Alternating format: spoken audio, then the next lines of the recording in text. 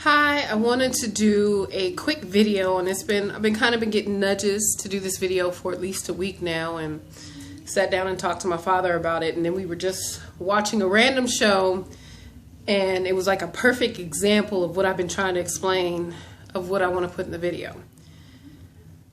For most people who know me, know that I've been going through depression for a long time. Coming toward the end of it, the really last bit of it, there's some things that I understand now much better than I understood in the beginning and as I went through this process. Depression for me was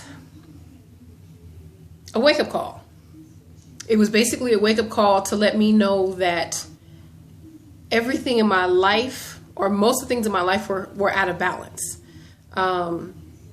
My emotions were out of balance. My focus was out of balance. My emotions and how I was dealing with things are out of balance. And it's funny because I worked in customer service for a long time. And when you're customer service, when you're good, because I was really good at my job, you have to be solution oriented. You have to be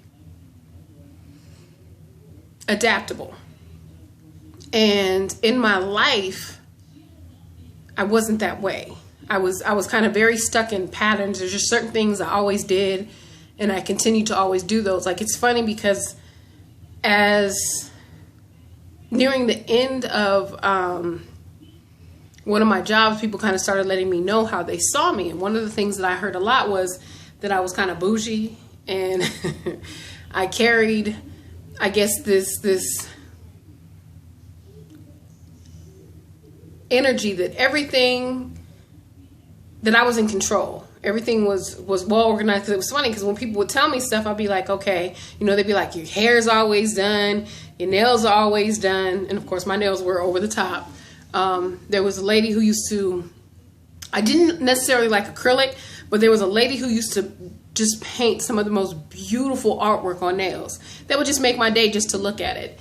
And of course, like I said, weaves, always weaved up, clothes were on point. Like business, they told me the job I worked that when you come to this job, every day you have to look like you're going in for a job interview. And I was good at it. And so while I was maintaining, going to spa, getting skin treatments, while I was doing all of this stuff to maintain the shell, I stopped taking care of the things that I needed to maintain me and the foundation of me. And the first thing and I've been telling people this for years, there's no logic in depression. You can be in the midst of crying, screaming, yelling, fighting, and no, in that moment, it doesn't make sense, but it doesn't matter, because at that point, your emotions have completely taken over who you are. And you kind of lose yourself in that chaos, because to me, that's what it was. Now, what had happened, and I tell people, what happens in life is, to me, life is like school.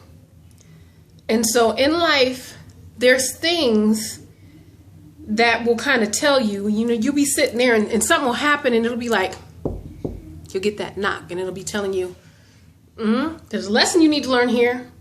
And when you don't listen, and I tell people, it gets louder and it becomes more painful. Well, as I was going through everything, and I wasn't, like I said, I wasn't dealing with a lot of stuff that was going on, my brother passed real tragically at work. Everything crashed and burned at that point. My blood pressure skyrocketed. My blood sugar skyrocketed. My vision changed. I had 20/20 vision all my life. My vision changed. So many health problems. I mean, I would walk and there were so many health problems that just hit me all at once.